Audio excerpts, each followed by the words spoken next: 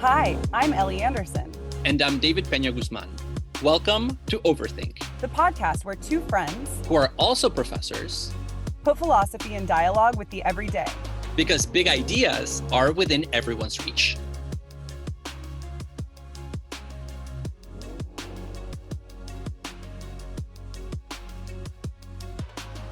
Since June 2020, a lot of white people in the US have recognized that anti-racism is an ongoing, even lifelong process.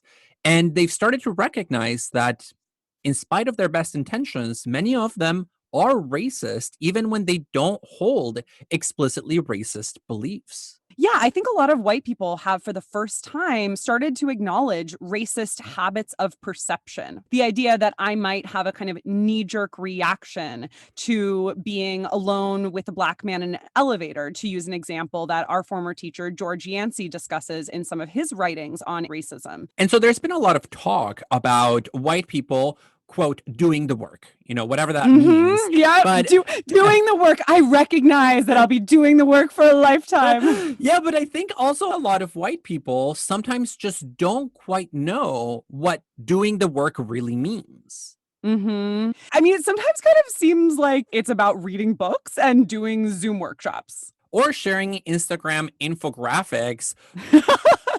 And don't get me wrong, I think reading books about anti-racism and attending Zoom workshops are really useful tools. In fact, I've done a lot of both of those things. Instagram infographics, I'm a little less certain about, but who knows? I do think that they have a good amount of potential as well. But in any case, what all of these activities are doing is working on a cognitive level. Reading books, attending workshops where we're listening to scholars and activists and organizers is helping to transform our beliefs. But one thing we know from research on racism is that it doesn't just work on this level of beliefs, right? That might not even be the primary way that it works. Implicit bias goes down to very deep levels in terms of our habits of being, our embodied styles. It's practically impossible to root out implicit bias through conscious practices. We need to get at the unconscious in some way. Yeah, and this raises a real problem for people who are committed to doing the work, which is how do you pierce that threshold of what lies below conscious awareness and change our habits in a deep and profound way? One way that some people have found for doing this is the practice of mindfulness. And I think at first that might be surprising because in the US, mindfulness has come to have a connotation of individualism and self-development. What is mindfulness? And can it be helpful for anti-racist work? And if so, how? In this episode, we talk about mindfulness and its origins in Buddhism as a resource for social justice efforts. We speak with expert in Buddhist philosophy and anti-racist educator, Jessica Locke, about her thoughts on the topic. Mindfulness is all the rage right now. It is touted for reducing stress, alleviating depression, and making us really all around better people. Although it has become somewhat secularized, especially in Europe and North America, mindfulness has its origins in Buddhism. And of course, Buddhism is not a monolith. It's a religion and philosophy that has been around for over 2,000 years and has three main branches, the largest of which is called Mahayana Buddhism. Mahayana Buddhism originated in India in the 1st century, and it's really come to be what a lot of people associate with Buddhism today, in part because of its emphasis on the project of liberation for all beings. So Mahayana Buddhism takes one of the central insights of Buddhism in general, which is this idea that life is suffering, but that there is a way out of suffering, and focuses on ways that humans can overcome suffering, not just for themselves, but for all sentient beings. So Mahayana Buddhism is associated, for instance, with the figure of the Bodhisattva, who is an individual who has gotten to the point of achieving liberation and then said, actually, I want to turn back. I'm not ready yet to escape the cycle of suffering that's called the wheel of samsara. And I want to help others achieve liberation as well. So there's really a focus on Mahayana Buddhism on the ethics of Buddhist philosophy, as well as on the idea of interdependence, this notion that we are all connected and that when we recognize that, we feel compassion for each other. Yes, and I am mostly familiar with Mahayana Buddhism because, as you know, Ellie, for the past 5 years, I've been working with a program called ETSI, the Emory Tibet Science Initiative, which is a program that was launched by the Dalai Lama to create. Flex much? Maybe a little, I guess. I don't know. But the Dalai Lama really wanted to begin an institutional dialogue between Buddhist monks in monastic universities in India and Western science as a way of creating a rapprochement essentially between Buddhism and science.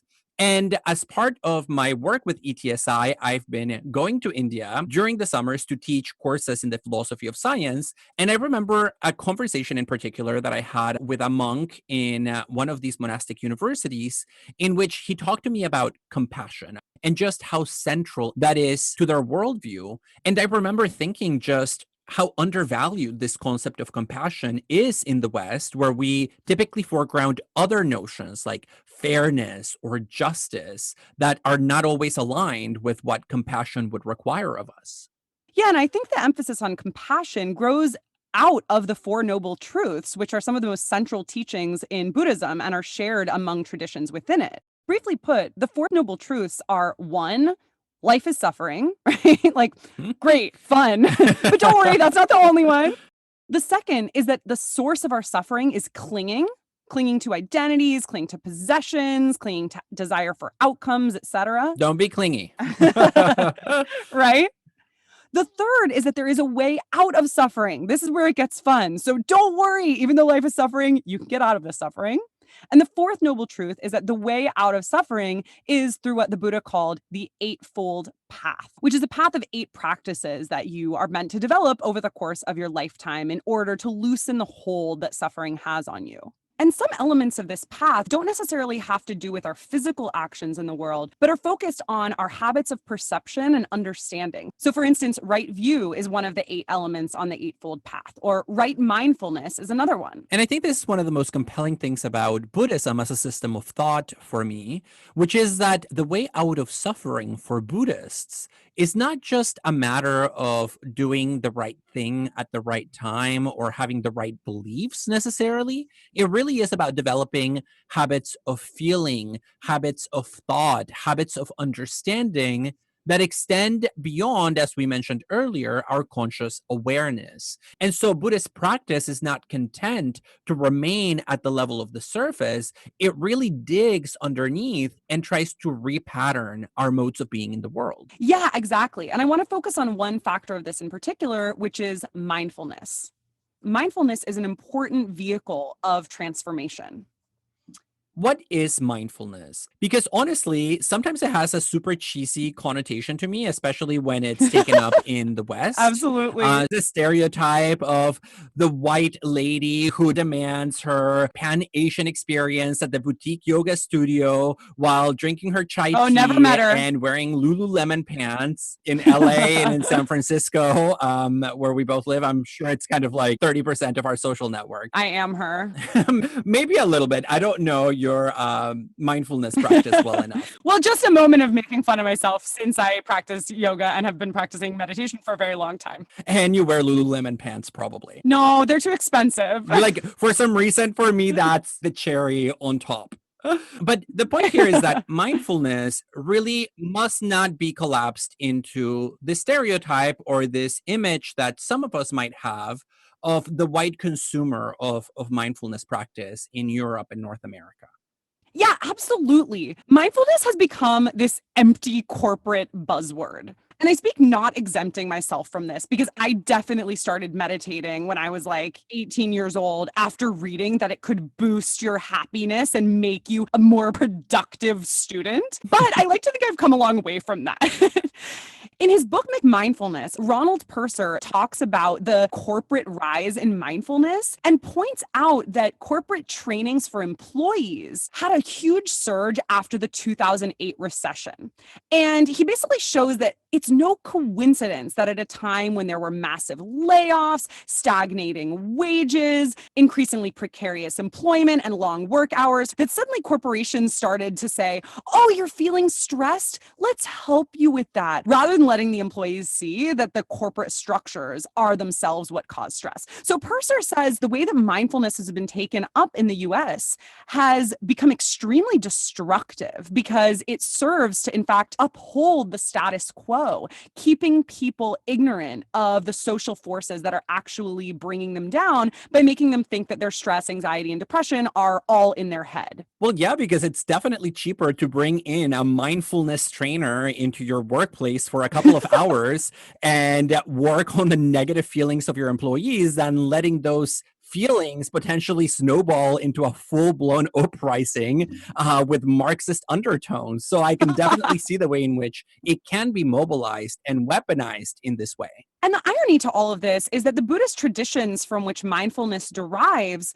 actually are profoundly ethical in their content. Purser, for instance, talks about how, as a Buddhist practitioner, he's really concerned by the way that mindfulness is considered just this tool for self-development, maybe for relaxation, right? And is stripped of its groundings, not only in Buddhist religion, but also in Buddhist ethics. And I think, for instance, about how the meditation app that I've been using for a very long time, because it's a useful timer tool, has all these guided meditations. And by far the most popular category is meditations for sleep. So most people are going to this app and looking for ways to help put them to sleep. Well, and even sleep itself has been taken up as this fuel for productivity under capitalism. It reminds me of a talk given by Arianna Huffington, in which she says, one of the things that we need as women in order to break through the glass ceiling is more sleep. Not because sleep is inherently good or because it's replenishing, but because it makes you more productive at work. So she has this whole joke about how women ought to sleep their way to the top. Oh my God. So it's about the ways in which things that are fundamental for human growth get taken up as mandates for the sake of productivity at the workplace. Yeah, this logic of self-optimization has really taken off around mindfulness in particular. And I think, for instance, about Google, which has been one of the major corporations promoting mindfulness among its employees. There's a Google engineer, Chade-Meng Tan, known as Meng, who created this program called Search Inside Yourself. And it's Google's meditation and mindfulness program. When you hear Meng talk about the benefits of mindfulness, it sounds so managerial. He calls mindfulness a way of exercising your brain to achieve mental fitness, which I think is a very common conception of it. And he also said something that really terrifies me, which is that mindfulness can increase your happiness without changing anything else. Like, you can't get more unironically apolitical than that, right? It's just like, oh, don't worry, you can feel better, but you don't have to actually change anything about your probably messed up habits of consumption and living in the world. Yeah, why worry about changing the world when you can just change the way you feel about the world as it already is? Exactly. And there's a kernel of truth to that, in as much as Buddhism does advocate non-attachment. But as we'll see when we talk about a little later, mindfulness is anything but trying to keep the status quo as it is. And I like how these managerial metaphors mix sometimes with fitness metaphors, as if mindfulness is like going to the gym for the brain. Like I want to get brain buff. I don't want to be a scrawny person without brain muscle. No mental pain, no mental gain. Which is like probably true, but not in the way that Meng is talking about it. Yeah, I don't want like a gym rat version of mindfulness. That's like the last thing on my mind.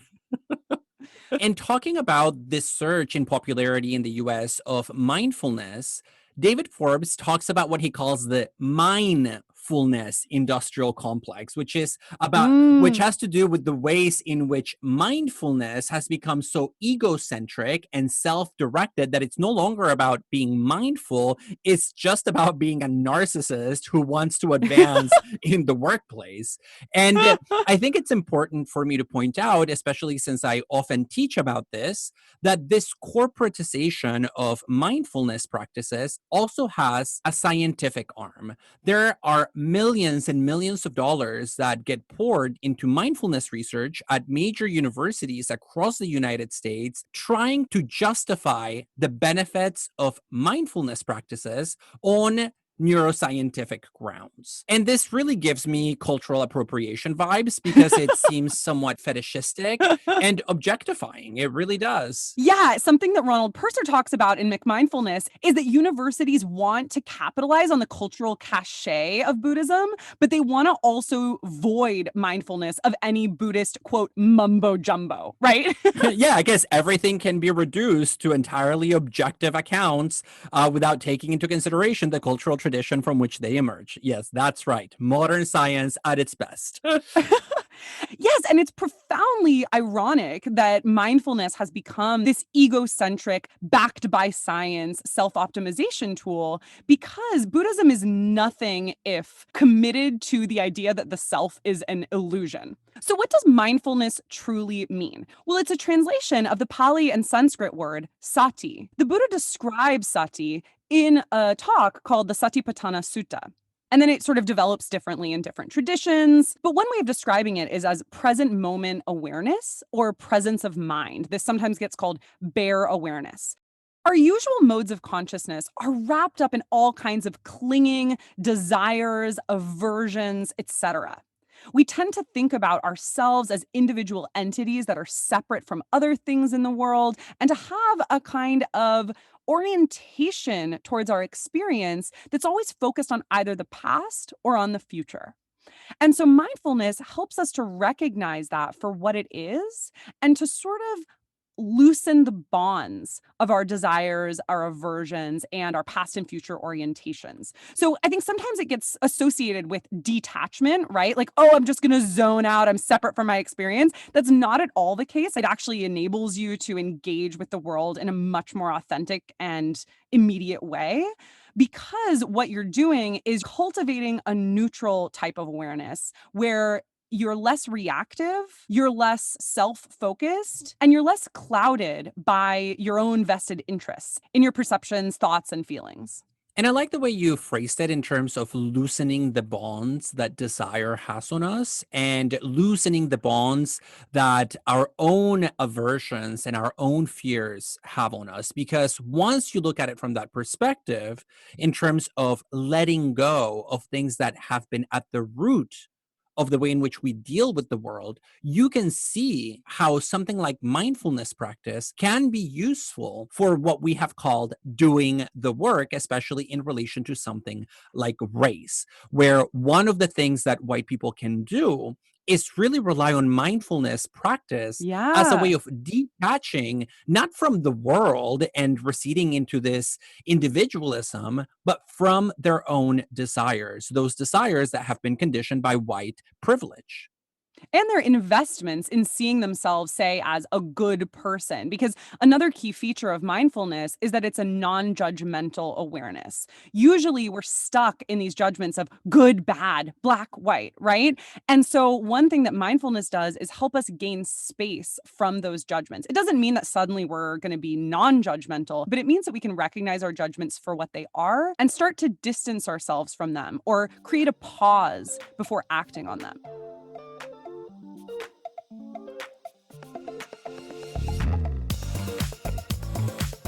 Enjoying Overthink? Please take a minute and rate and review us on Apple Podcasts, Spotify, or wherever you listen to your podcast. To help us think about the connection between mindfulness and doing the work, we have our very good friend, Dr. Jessica Locke, who is an assistant professor at Loyola University, Maryland.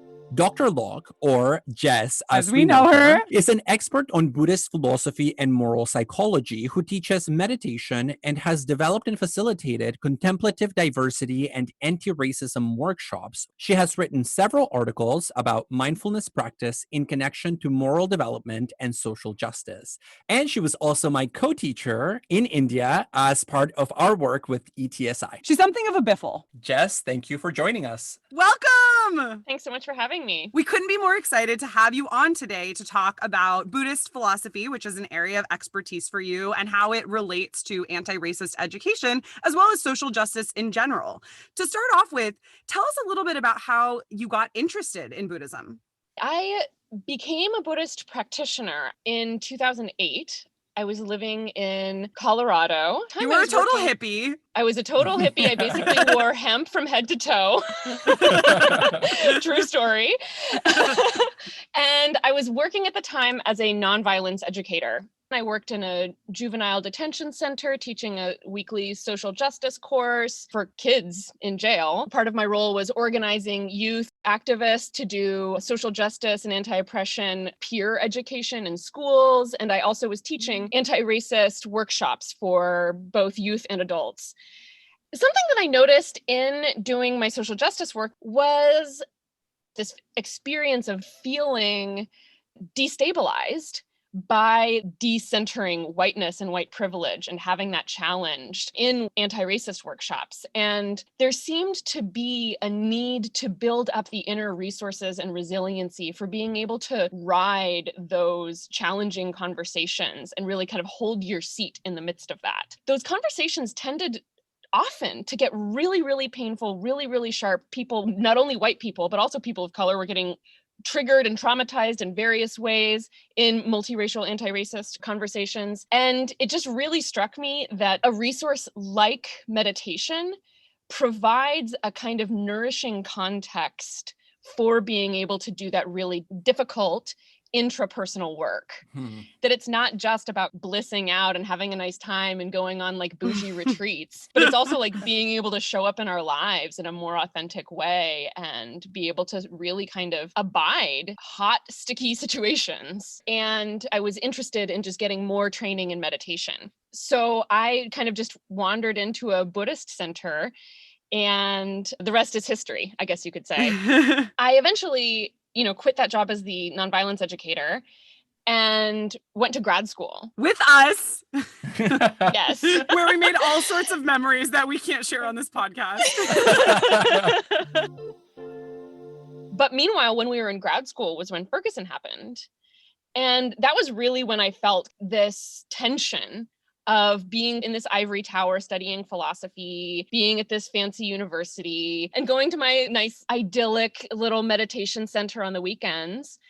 And I really felt this tension that there's other values that I want to be able to live out. And I think this is a really important point, especially for those of us who are not Buddhist practitioners and who are not familiar with Buddhist practice, that sometimes we tend to have this image about especially white Buddhist practitioners as just, trying to have a relaxing time.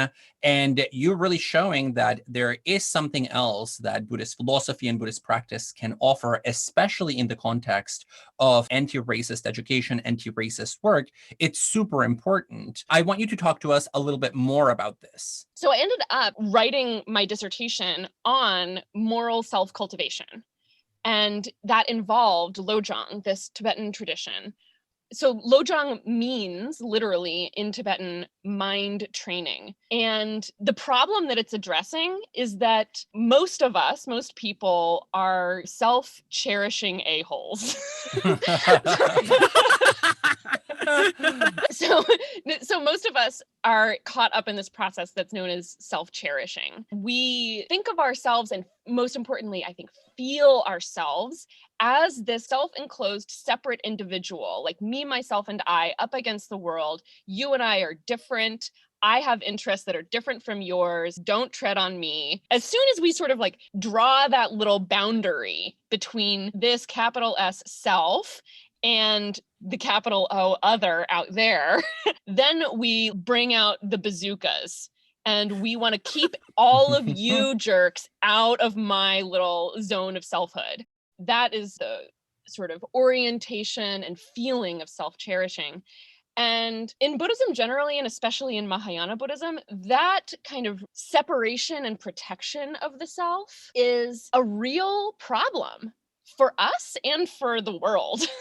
And it's a problem for us because it's mistaken. We do not exist as these separate, independent beings whose self-interest is totally cut off from the interests of others.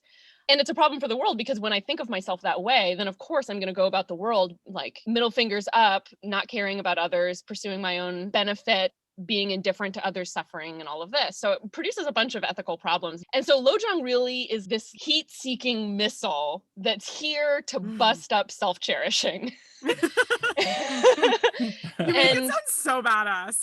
This ancient Tibetan practice of meditation. Is it ancient? It's pretty old, probably like 11th century, but it was codified in the 14th. Okay. The idea with Lojong is that you're really targeting and interrupting self-cherishing. And as a habit, self-cherishing isn't part of our human nature per se. It is something that we picked up and learned and habituated ourselves towards, and we reinscribe it and repeat it and dig ourselves deeper into it every time that we engage in those habitual behaviors of self-cherishing. I see. Yeah, in a recent article, you wrote that the whole Buddhist tradition is rooted in the belief that our inner lives are pliable. So I guess what draws you to the Lojong tradition specifically, as opposed to, say, maybe other contemplative practices that would encourage us to reflect on our habits and try and shape them? One of the things that I think is really useful about Buddhism is the no self doctrine, that the self, what we experience as the self, is actually not some permanent, inherently existent, substantively real, solid thing. It's actually a bunch of processes that are just kind of converging and intersecting and always moving. And I think that it's so liberating to realize that we and everything that we experience are perforated, full of gaps and space. So I think that it's precisely the impermanence of our selfhood that is, for many of us, anxiety producing. But this is actually the engine for all of your growth, and the engine of liberation is this lack of permanence that we have, or that we are. And it's precisely the spaciousness of ourselves and of our thinking that is what we can open up through practice in order to accomplish change. And that, I think, is really powerful and really inviting. And so Lojong really seeks to interrupt those habitual ways of thinking and behaving and replace or reverse the direction of that self-cherishing by inculcating other-centered care and compassion. How does it do that? Well, there's a couple of different methods. One of the most well-known is an actual meditation practice called Tonglen, which means in Tibetan, sending and taking. I can explain the sort of broad brushstrokes of Tonglen, but I also want to say that, like, please don't take this as a meditation instruction. There are instructions on Tonglen that you can get in the world and from a qualified teacher in the right context, and even some probably online and in recordings. What? Listening to one episode of Overthink doesn't make us experts on Tonglen? It's just kind of like a health and safety warning, you know? Yes. So Tonglen, you use the breath as the sort of vehicle for practicing giving away the things that you're ordinarily attached to, or the things that you would ordinarily hoard for yourself, and taking in the things that you ordinarily would want to stay away from. On the out breath, you breathe out all of the good stuff that you ordinarily would cling to. You visualize giving it away to others. And on the inhale, you actually bring in the things that normally you would reject or flee from. So pain, suffering, discomfort, stress. Basically, it requires that we repattern our affective responses to our attachments and our aversions. Can I ask how this relates also to compassion? Yeah, so compassion is basically what happens when we're not caught up in this drama of self-other dualism. If I kind of explode that little line of demarcation of separating the capital S self from the capital O other, then what we have is actually not only intellectual, but affective and sort of embodied sense of our deep interdependence with one another. And the fact that I am not in any ultimate, true, real sense separate from you. That metaphysical fact is known as emptiness in Mahayana Buddhism. And the sort of affective and ethical outcome of that is compassion. Suffering is a problem wherever it happens, you know, both within me, but also within you. And there's no logical basis under which I would be indifferent to your suffering or the suffering of others. So that's really what compassion ultimately can be. And so I can see how there would be a clear connection between this ethical system of understanding interdependence between self and other, and then that desire that you described earlier to really incorporate into your life much more proactive racial politics. I want to hear a little bit more about that connection and how this discussion of emptiness and compassion led you in particular to really sort of affirm this commitment that you already had to anti-racist education and practice. That's interesting. I had never quite put such a fine point on it that way. And in a way, I don't know, I almost feel shy about articulating it in that sense, because it's not like I want to say that because I've realized emptiness in some ultimate sense and the skies opened up and and now I can be some white racial savior. Of course. But I do think that if that process of rehabituation works, it starts feeling off to be indifferent to suffering and to see social problems as somebody else's problem. So ideally, those practices would undermine one's ability to actually think of myself as being able to go about my life and be happy, get the things that I want, pursue professional successes, pursue money, and go on my little Instagrammable vacations. And while it's not like we're not allowed to have joy, but yeah, I think that maybe there's almost cognitive dissonance of saying these are my intellectual political commitments, but I'm not going to actually act on them. I'm wondering a little bit about the timeline of this, because everything you're saying sounds extremely appealing, right? And I'm sure a lot of our listeners are now like, oh my gosh, I want to practice Tonglen, develop compassion, and then instantly not be racist anymore, right? Which of course is an extremely naive thing to think. And so my guess is that it takes quite a long time for these new habits to form and our old habits to fall away. I'm really glad you asked that question, because there's a couple of things that follow from it. So number one is, I don't think it's true that Buddhist practice on its own can function as a complete anti-racist education.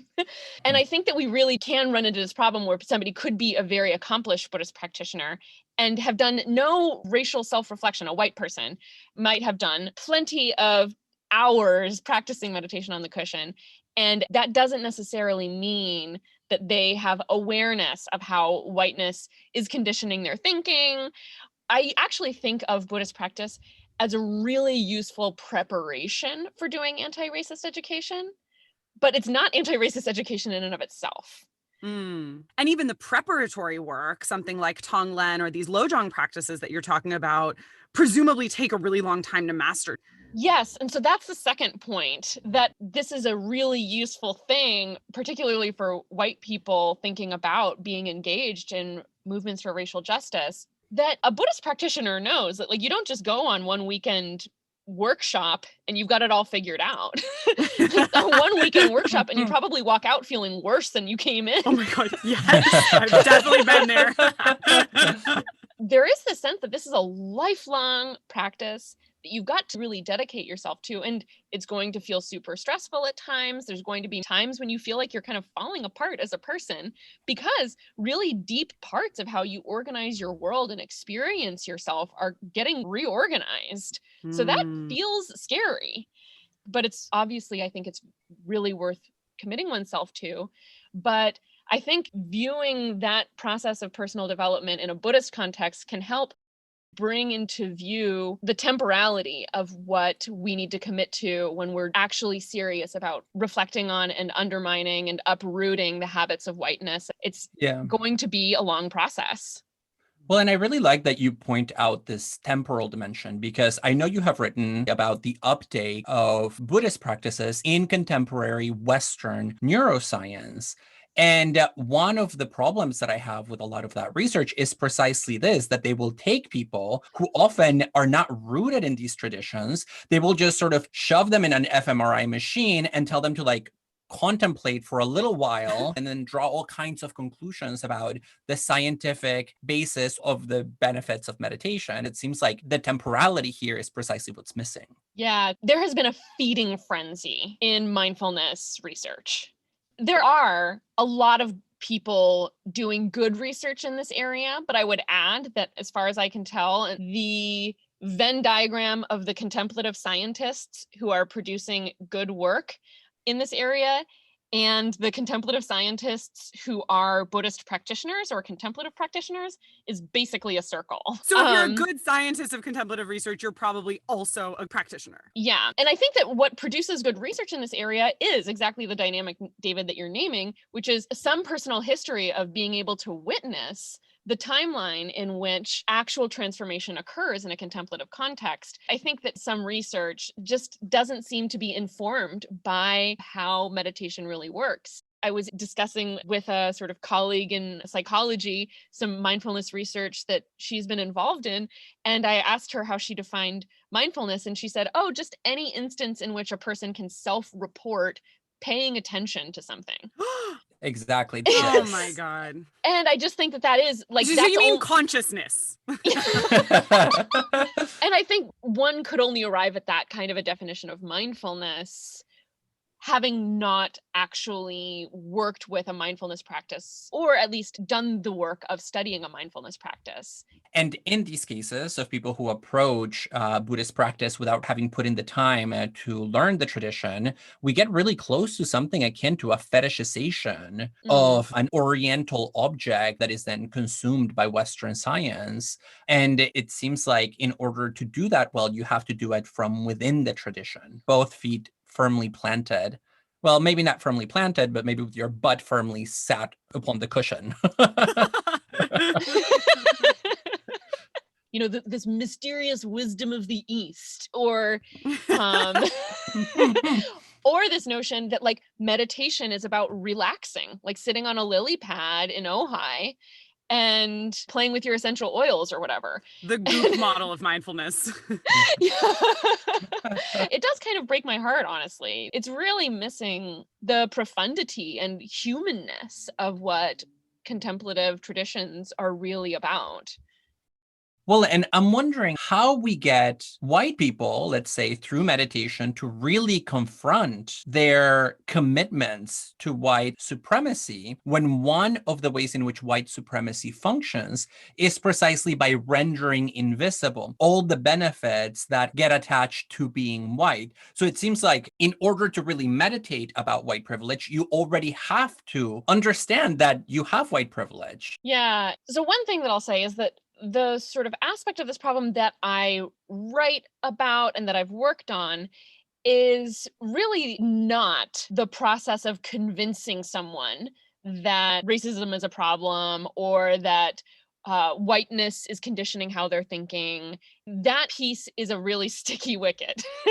The piece that I look at and have written about is what comes after that point of when I can intellectually assent to the problem of racism, the fact that we all do live within a white supremacy and that I, as a white person, am conditioned by that white supremacy to think and feel in certain ways, and that there are aspects of white supremacy that ordinarily are invisible or at least difficult for me to see precisely because I'm centered within them.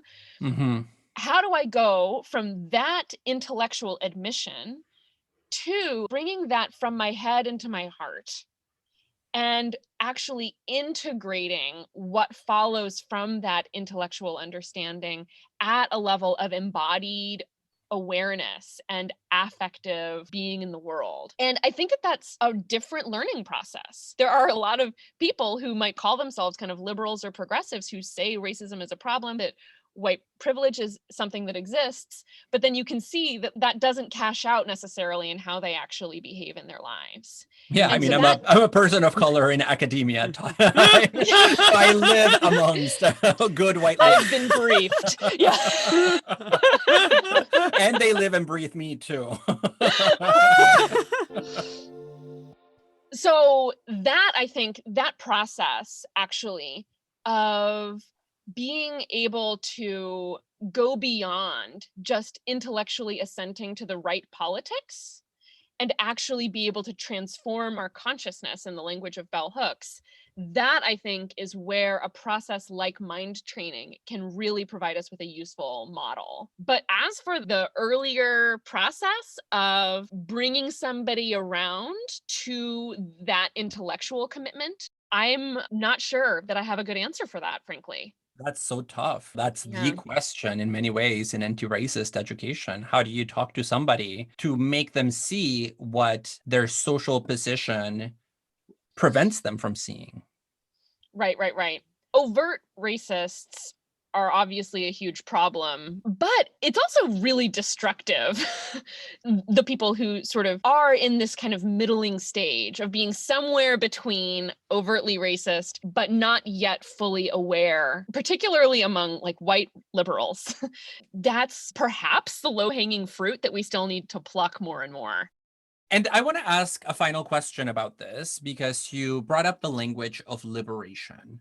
I'm wondering to what extent the kind of liberation that we get out of Buddhist practice has its own limits. In particular, the way it might be limited to an individual form of liberation, because one of the main points that people who specialize in the study of these structures will point out is precisely that they are social structures that go beyond the individual, that go beyond personal experience. I can see why Buddhist practice will be extremely helpful in helping us change our modes of perception, our modes of interacting with the world. And I'm just wondering whether there are resources to think about that supra-individual level of social structures and how to change those. Yeah, I mean, it's an interesting question because you're right that, Buddhism began as a source of individual liberation. The term the Buddha means the awakened one. So when the Buddha woke up, his first teaching was not about political systems. It wasn't about society. It was about individual psychology and the nature of suffering as rooted in our psychology and our clinging to the self. And the path then that he proposed was one of individual practice. And there are like these little moments in the history of Buddhist thought where we can mine it for a political or a social philosophy, but fundamentally, it doesn't really have a robust politics in the way that we would recognize it from the standpoint of Western philosophy, because politics simply just wasn't the main insight that the Buddha espoused when he woke up. However, there are some useful tools, I think, for thinking about social and political life in Buddhist philosophy. And I mentioned one earlier, which is interdependence. That's both a metaphysical and an ethical teaching. From the standpoint of Buddhist philosophy, interdependence is just naming the way things are, how literally everything around us exists, and how we exist in relationship to it and to one another. And that, I think, is just a really beautiful way of understanding what we are and what our interests really are. It's impossible for me to theorize what would be good for the world in isolation from what's good for me. And it's impossible for me to theorize what's good for me that would be harmful to someone else. That too is incoherent on this model of interdependence. So I think that has a lot of implications in a social political dimension, even if that's not embedded in kind of like old school traditional canonical Buddhism. But there's this field today called engaged Buddhism that's largely contemporary thinkers actually bringing these concepts from Buddhist philosophy into a contemporary realm and saying, like, what does this have to tell us about how we should be living together? Yeah, well, we'll definitely ask you for recommendations, both for us and for our listeners, about those resources. Yeah. Jess, thank you so much. It has been such a delight having you join us. Yeah, thank you so much for taking the time to come and chat with us. Thanks so much. It's great talking philosophy with you two again.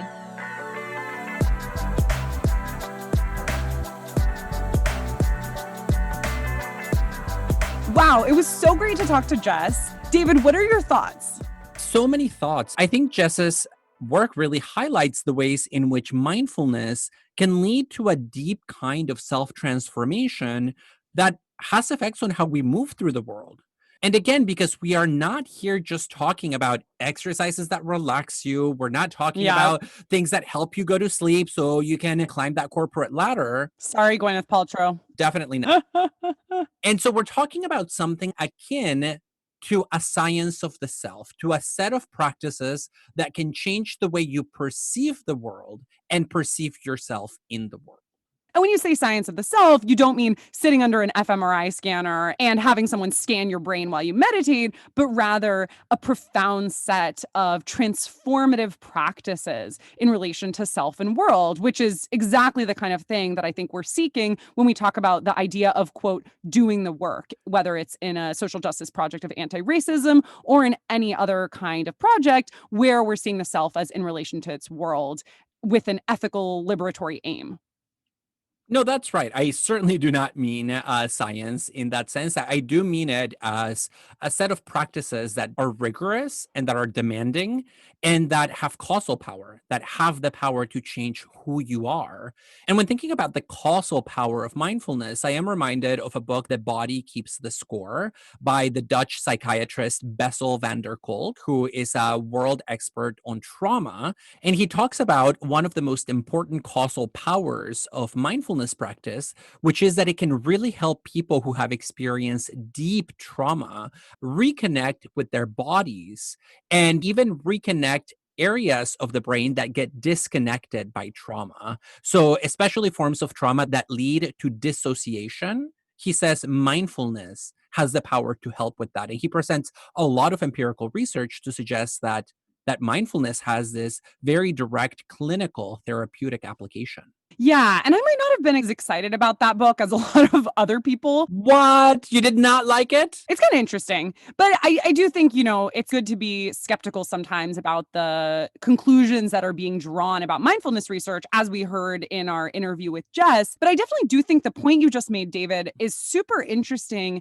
in terms of the idea that mindfulness can be beneficial for people who experience dissociative states, because what it suggests is that mindfulness is doing precisely the opposite of detaching you from your experience. It's actually a solution to your detachment from your experience because it brings you back into your body. It brings you back into the present and allows you to have some distance from what is happening, or in the case of dissociative therapies, from what you experienced in the past, right? And to have a sort of neutral level of awareness with respect to it that is not the same as detachment from that experience. It's not the same as flight. Dissociation is the flight and mindfulness is the solution. Yeah, and I think by now, the empirical evidence in favor of mindfulness is pretty overwhelming. Over the last 10 years, there's been even a new wave of scientific research coming primarily out of Europe that shows that mindfulness practice goes so far as to even change the morphology of the brain. So we're not talking about brain function or brain connectivity or improving cognitive performance. We're talking about mindfulness practice having the power to physically regrow parts of the brain that have been damaged, which honestly just sounds like magic. Oh my God. Almost as if by thinking about something, you increased its size. Wow. And so this is being presented as a clear case of what is sometimes called top-down mental causation, which is that the content of your thoughts can change not just your other thoughts, but the physical substrates that make thinking possible, i.e. the brain. Yeah, a lot of the mindfulness research is premised on the idea that the mind and body are not separate, which I think is a really important insight and something I definitely agree with. And I will say in my own personal life, I've experienced a ton of what we might call, quote, benefits of meditation from a psychological perspective. It has definitely reduced my anxiety significantly. It's helped me to weather painful periods of my life, for instance, a period of depression. And I mean, it's almost weird to think about what my life would be like if I hadn't been meditating, because I've been meditating almost daily since I was 20. And so I don't really know what I'm like without meditating regularly. Probably be a very, very scary person, worse than I already am. No, just kidding. Maybe. But I think, it's helped a lot with reactivity to situations and encouraged me to embrace life as it appears and love life, but also be sensitive to the way that I'm impacting others. Yeah, and I find that very profound and very meaningful. And what this new wave of research shows is that it even goes to the very physical, morphological organization of our brain. So who knows, maybe mindfulness is the gym for brain. Because then, if you did mindfulness, you have like a really buff amygdala or like a really well-defined hypothalamus. It's just maybe not the gym in the way that the mindfulness industrial complex sees it. Yeah, definitely not that. Of course, mindfulness is not the only way to, quote, do the work, especially if you are, like me, a white person who is engaged in what I take to be a lifelong project of anti-racism. But I think our discussion with Jess suggests that mindfulness can be a really beneficial way of doing the work, or perhaps a preparation for doing the work, since she said that meditation itself may not be anti-racist. Yeah, and I think that's probably the most important takeaway for me, which is that the point of mindfulness is not to make you not racist. It's to give you the emotional and psychological tools that you need as a white person to begin having discussions about race without falling, for example, into patterns associated with white fragility. Now, this is not to say that meditation is only for white people who don't want to be victims of white fragility or perpetrators. Came from Asia? Well, white people have co-opted it now. Yeah, no. And so there's a much wider application. It's just that this is the slice of the pie, as Jess says, that she focuses on as a way of creating a bridge between mindfulness and anti-racist education. But of course, the benefits of mindfulness exceed that particular slice. Yeah, I mean, if we're taking seriously the Buddha's idea that mindfulness is key to the liberation of all sentient beings, then of course, it's going to be a lot bigger than that. Well, with that in mind, as it were, see you next time. We hope you enjoyed today's episode. Please rate and review us on Apple Podcasts, Spotify, or wherever you listen to your podcasts. You can email us with questions, feedback, or even requests for life advice at dearoverthink@gmail.com. You can also find us on Instagram and Twitter at overthink_pod. We want to thank Anna Koppelman, our production assistant, Samuel P.K. Smith for the original music, and Trevor Ames for our logo. Thanks so much for joining us today.